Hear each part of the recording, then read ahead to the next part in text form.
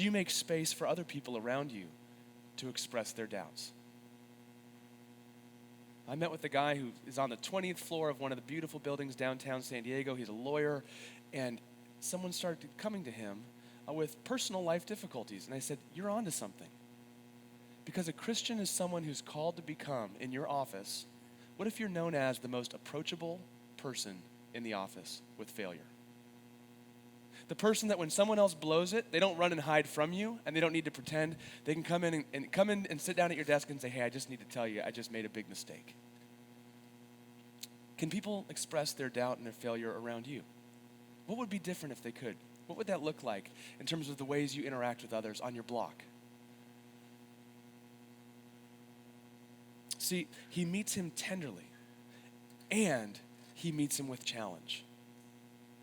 Okay, I want you to see this is a part of the character of God. When you read through the Gospels, the stories of Jesus' life, when Jesus meets somebody who has completely blown it, he never sweeps it under the rug or minimizes it or pretends that it doesn't matter, and he always lovingly challenges them into something else. For example, in John chapter 8, we find a story of a woman who's been caught in shame in the midst of adultery. And she's brought before Jesus by all the religious leaders, and they want him to exact the death penalty on her, which is actually in their law that he could have done. And he said, let the first person who has never sinned throw the first stone.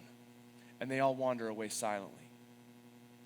But in the end, Jesus goes to this woman whose life he's just spared, who is trembling and all alone and possibly naked in the town square outside the temple, and he says, go and leave your life of sin.